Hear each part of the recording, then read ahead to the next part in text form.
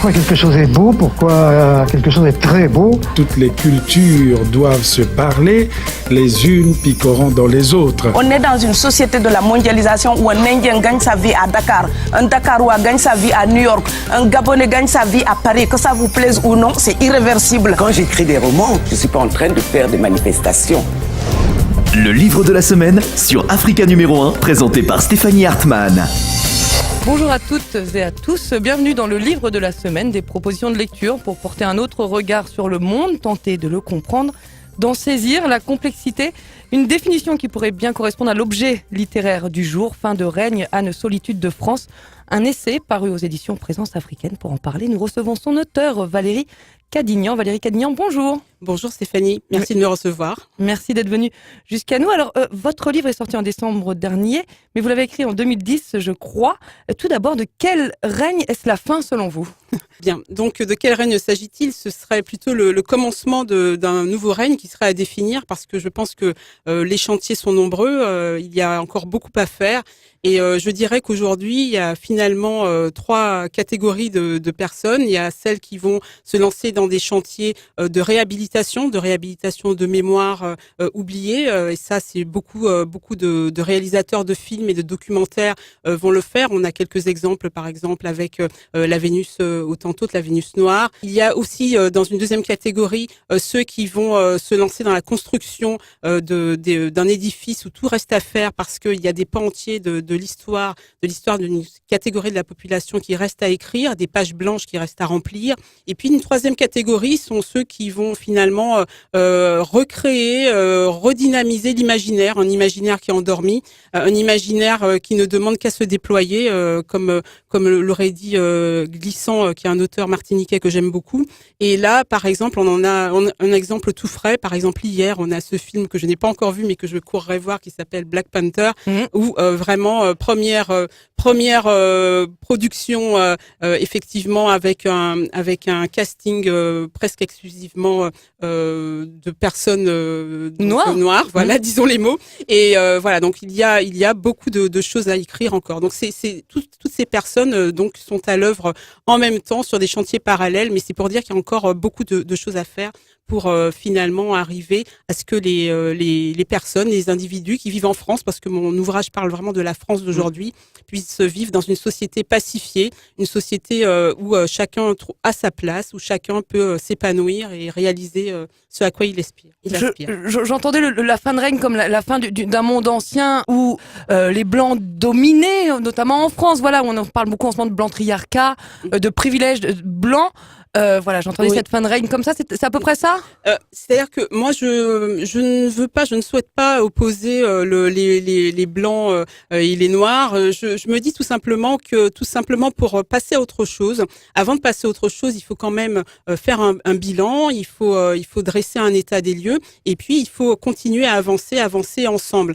Donc, je ne dirais pas comme Paris Match qui parlait du film dont je parlais tout à l'heure, que c'était la fin finalement de la fin de la domination des mâles caucasiens en collant chez l'éditeur Marvel. Mais là aujourd'hui, il y a vraiment du travail pour tout le monde, et je pense que ce serait stérile vraiment d'opposer les uns et les autres. Voilà. Vous le dites d'ailleurs, j'ai pas la phrase exacte en tête, mais c'est dans les premiers chapitres, et je parle aussi bien que de l'homme blanc que de la mulâtresse Solitude, dont votre nom est inspiré. Votre essai ne porte pas forcément sur les différences raciales entre noir et blanc, c'est finalement une exploration de l'autre. Qui est l'autre ? Qui suis-je ? Et qui l'autre en face de moi ? Comment se détacher de ce réflexe un peu barbare, la peur de l'autre, de ces identités imposées par l'histoire ? Je crois que vous suggérez un peu l'empathie comme solution, en tout cas peut-être la reconnaissance chez chacun de sa condition humaine. Oui, tout à fait. Je cite bien sûr Primo Levi qui donc lui parlant d'une autre expérience et dramatique pour le coup dans Si c'est un autre, voilà, parle de ce rapport à l'autre et des rescapés des camps de la mort en Auschwitz. Voilà, tout à fait. Moi, si vous voulez, ce qui m'a toujours interrogée, c'est, je sais très bien que cette cause, si on peut appeler ça une cause, n'est pas portée que par des personnes comme moi. Elle est portée par des personnes d'origines diverses, par des personnes qui ont des histoires très différentes. Et il ne suffit pas d'être, j'allais dire, noir pour défendre la cause noire. C'est une cause qui a besoin de tous les soutiens possibles. Et moi, ce qui m'a toujours intriguée et je suis admirative d'ailleurs, c'est la générosité de personnes qui finalement ne sont pas au premier rang concernées par ces questions-là et qui pour autant vont s'investir et qui pour autant auront un intérêt à s'intéresser parce que à cette cause. Le mot n'est peut-être pas bien choisi, mais parce que c'est vraiment la cause de tous. Et vraiment, moi, je suis pour cette. C'est un propos qui peut paraître naïf, mais je suis pour cette diversité, pour ces échanges surtout. Je citais tout à l'heure Édouard Glissant, qui lui a élaboré toute une théorie, la théorie du tout monde, avec aussi la nécessité d'entrer en relation. Il parle de la poétique de la relation, le fait d'avoir des identités qui finalement n'ont pas une seule racine, mais plusieurs racines qui vont à la rencontre les unes des autres. Et moi, je pense vraiment, quand on parle de créolisation du monde, c'est-à-dire c'est ça, c'est cette forme métissage. C'est un terme qui peut paraître léger, voilà. Mais c'est vraiment cette créolisation, en tout cas cette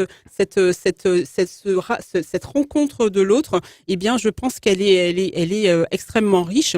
Et je pense également qu'aujourd'hui en France, on est quand même un laboratoire vraiment assez inédit. C'est quand même rare d'avoir sur un même territoire, avec toute l'histoire qu'il y a derrière nous tous, d'avoir des personnes avec des profils si divers. Et je pense que nous, en France, on peut faire cette expérience du vivre ensemble pacifié.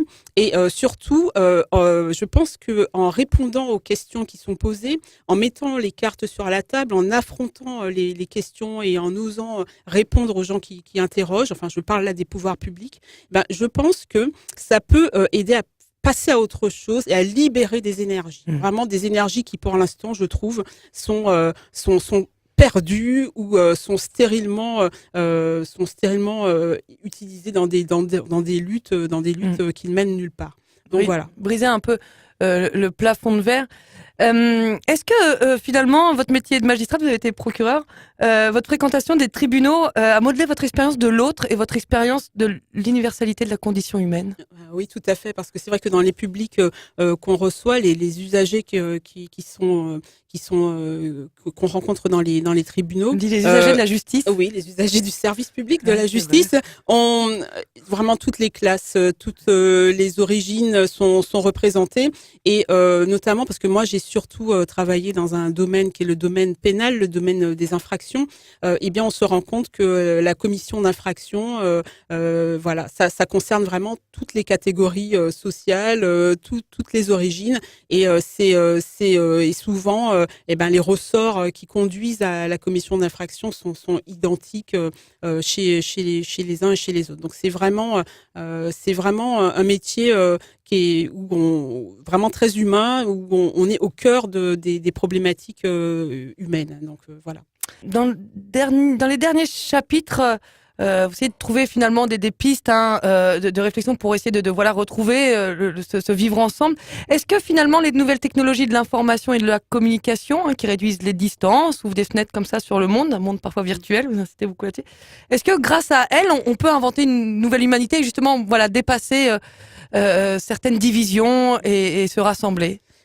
C'est-à-dire que je pense que ces nouvelles technologies qui sont un fait contre lequel il n'y a rien à faire, je pense qu'elles mettent en fait l'accent sur ces inégalités persistantes. C'est-à-dire que elles rendent encore plus insupportables et intolérables les freins, les barrières qui sont mises à la progression et à l'épanouissement de certaines catégories d'individus. Aujourd'hui, quand vous êtes sur Facebook ou autre réseau social, vous êtes finalement anonyme, vous prenez l'identité qui vous plaît, vous vous définissez comme vous le souhaitez, et vous allez vous rencontrer des gens en étant libéré de votre apparence physique, de tout ce qui est autour de vous, qui fait que quand on entre en contact avec quelqu'un, d'abord on le voit, on le sent, on le perçoit. Et lorsque cette aisance qu'on a dans les relations sur les réseaux sociaux, quand on sort dans la vraie vie, quand on en arrive à lever la tête de son smartphone dans les transports en commun, eh bien on rencontre l'autre, le vrai, celui qui sent, celui qui vit, celui qui respire.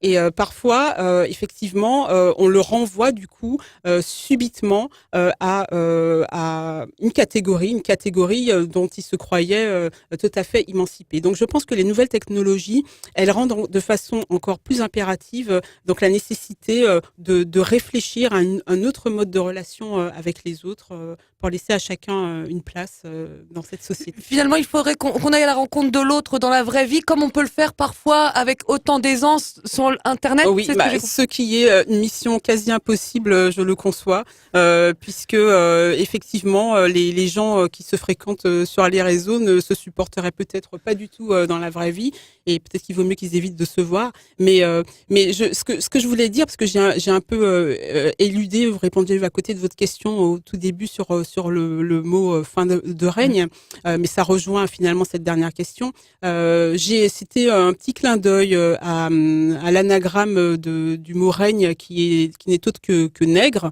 Il y a des anagrammes qui sont célèbres, par exemple Pascal Obispo pour Pablo Picasso, ou la crise économique pour le scénario comique. Eh bien, il y en a un autre qui est moins connu, mais que je trouve assez parlant. C'est ça, c'est règne et nègre. Donc tout est une question de point de vue, tout est une question de regard, tout est une question de mise à distance ou de pas de côté pour regarder différemment et oser enfin regarder les autres. Parce que c'est vrai qu'on regarde pas forcément toujours les autres. Ça vous regarde des fois avec des œillères. Alors ma dernière question était sur le film Black Panther, puisque vous vous rappelez la force de l'imaginaire. Je vais quand même la poser quand même. Elle est sortie cette semaine en France. Qu'en pensez-vous? Peut-il permettre de contrebalancer le regard, justement, de faire ce pas de côté? Franchement, je vous dis, moi je crois foncièrement qu'il y a une catégorie qui est très importante, c'est celle des reconstructeurs d'imaginaire, des guérisseurs de l'imaginaire meurtri. Et je pense que ce film, il est nécessaire. Je ne l'ai pas vu, je veux le voir, il faut absolument que j'aille le voir. Je ne l'ai pas vu, je me suis interrogée comme tout le monde sur les liens qu'il pouvait y avoir entre le titre et le fameux mouvement révolutionnaire afro-américain Black Panthers. Et donc j'ai réalisé que ce Marvel Black Panther était antérieur à la création de ce mouvement dans les années 60, et que d'ailleurs le Marvel avait dû changer de titre à un moment donné pour éviter la confusion avec le Black Panthers. En tout cas, j'ai cru lire que le réalisateur ne tenait pas forcément à être associé à ce type de revendication, tout en étant tout à fait conscient et tout en recherchant quand même un casting 100% afro, et puis tout en valorisant des figures puissantes d'hommes du futur, mais d'hommes bien présents quand même, d'hommes noirs et de femmes noires. Wakanda, on va tous courir au cinéma ce week-end. Merci Valérie Cadignan d'avoir été notre invitée. Je rappelle votre livre Stéphanie. Fin de règne, Anne Solitude de France, paru aux éditions Présence Africaine. Et les auditeurs peuvent vous voir au Salon du Livre de Bruxelles. C'est en Belgique le dimanche 25 février. Tout à fait. Merci beaucoup. Merci à vous. Bonne journée. Merci. C'était le livre de la semaine sur Africa numéro 1, présenté par Stéphanie Hartmann.